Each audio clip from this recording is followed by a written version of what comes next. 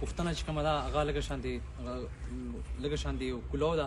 نو مولانا صاحب ته هم په دې کې زه ریکویسټ کوم چې دا په دې خبره باندې لږ توجه ورکړي.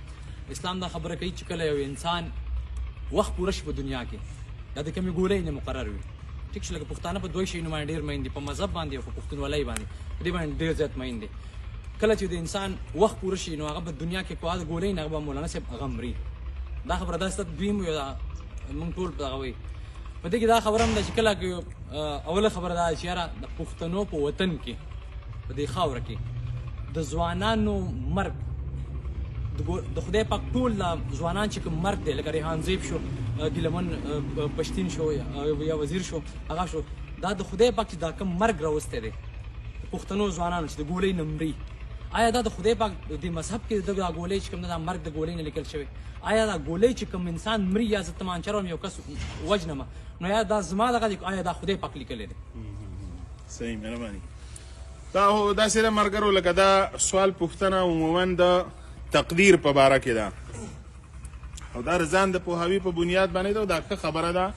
سوال موږ وایي دا پورته کېږي، په سوال بندیزونه نه دي لګول پکار، علماو هم سوال اورېدل پکار دي، سیاستدانانو هم پکار دي، پروفیسرانو هم اورېدل پکار دي.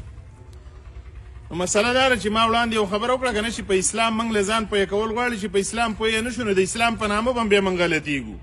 د اسلام په نامه باندې به بیا موږ یادو به اسلام غلطي به زموږ بیا خپله کمزوري به زموږ خپله. نو تاسو دا یاد لرئ چې یو تقدیر دی یو تدبیر دی.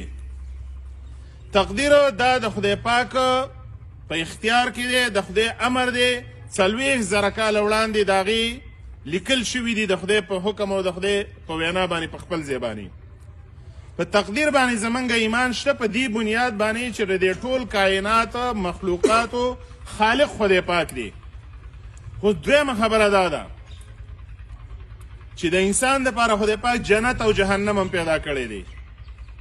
نو چې هر څه خدای پاک کوي خدای پاک پیدا کړي نو د انسان جنت او دوزخ ته ولې اچول کېږي؟ یا ده چې کوم د اوسنۍ ډاکټر صاحب مثال ورکړو د بدامنۍ چې دا ځوانان وژل کېږي نو دا خو د خدای امر دی، دا یې مقرره ده، خفګان پرې ولې کوو موږ؟ نو تاسو دا یاد ساتئ د قرآن یو وینا ده والله خلقکم وما تعملون. خدای پاک په صفت د خالق باندې د دې کل مخلوق خالق دی.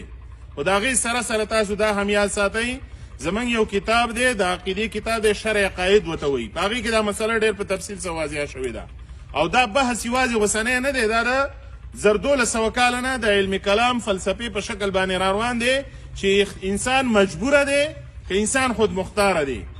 قدریه او جبریه دا باقاعده به ډلې په دې نامه باندې پیدا شوي دي.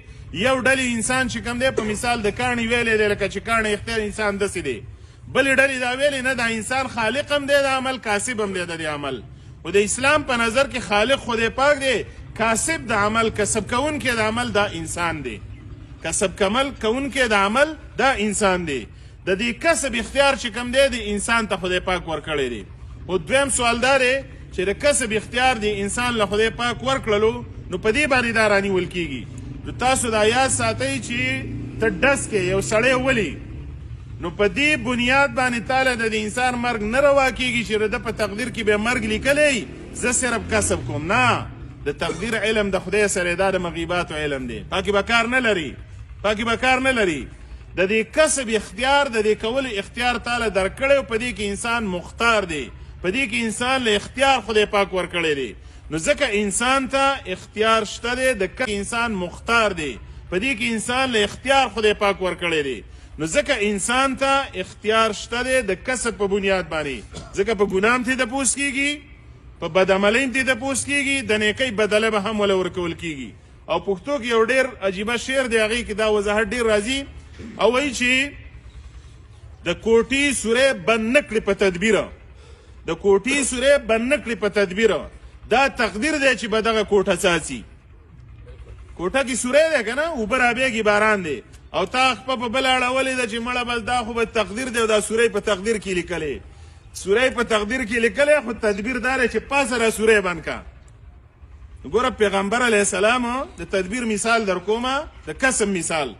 پیغمبر علیه السلام د احد غزوا له روان دی، نورو غزاګانو لم، خو چې کله به هم غزا له تللو نو د پیغمبر علیه السلام باره کې زغره بیا واجه، زغره دا کم د اوسپنې جاکټ چې کم دی د زغرې په د اوسپنې خولۍ بیا په سر کړله. نو قرآن څه وایي؟ فشاوره فی الامر فاذا عزمت فتوکل علی الله. نو زمونږ فقها علما وایي چې د دنیا اسباب اختیارول دا د تقدیر خلاف عمل نه دی. پیغمبر علیه السلام به ټول اسباب ټول وسایل اختیار کړو، د هغې نه پس ویل د دې نتیجه خدای پاک ته سپارمه. یا دا ډاکټران نه چې راشي تاسو به په دې بورډ یو دغه لیکلي هو شافي.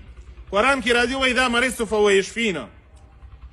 نو ګوره ډاکټر وایي چې هغه شافي دی، نو دې ډاکټر له ولې ځمه؟ پیغمبر علیه السلام چاته منع کړې؟ نه. پیغمبر علیه السلام خو وایي چې خدای پاک داسې مرض را لېږلی نه دی دنیا ته، مخکې د هغې نه علاج را لېږلی. علاج خو سنت دی. نو که چېرته په دې بنیاد باندې کښېنوي زه ناجوړه شوم او تقدیر دار چې کمرم که راغېږم، نه، د خدای پیغمبر وایي ډاکټر له لاړ شه. هو شافي.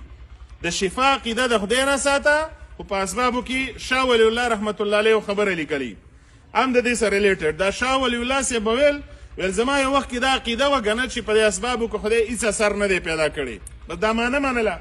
نه وایي ما ته به طور الهام په خوب کې دا وویلې شوله چې ای شاه که خدای مني نو اسباب منا په دې اسبابو کې تاثیر خدای پاک پیدا کړی دی.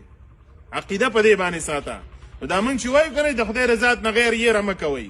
د توحید د اسلام د عقیده ده د انسان د زړورتیا ده، د انسان د بهادرۍ ده. د دې وجې نه د تقدیر بحث په خپل ځای باندې دی. خو په دې مادي ژوند کې چې څومره انسانان څه کوي د دې اختیار د کسب خدای پاک ورکړی دی. ځکه جنت او دوزخ هم شته دی، ځکه ښه او بد هم شته دی، زه موقوف او صفت هم د هغې په بنیاد باندې دی. او په دې بنیاد باندې موږ د یو ګناه نه ځان نشو خلاصولی چې یاره دا د انسان تقدیر و. ګوره قرآن کې بل ځای الله پاک ولا یرضا لعباده الکفر من شاء فلیؤمن من شاء فلیکفر. د کفر او د اسلام مشیت خو د خدای په اراده دی. یو انسان ګناه وکړله، دا مرګ به پرېږدو، دا انسان یو ګناه وکړه او دا وایي چې مړه دا ګناه خو یې لیکلې وه که نه، خدای پاک لیکلې وه، نو زه ولې ګناهګار شوم؟ قرآن وایي قرآن ولا یرضا لعباده الکفر. خدای پاک په ګناه نه دی رضا.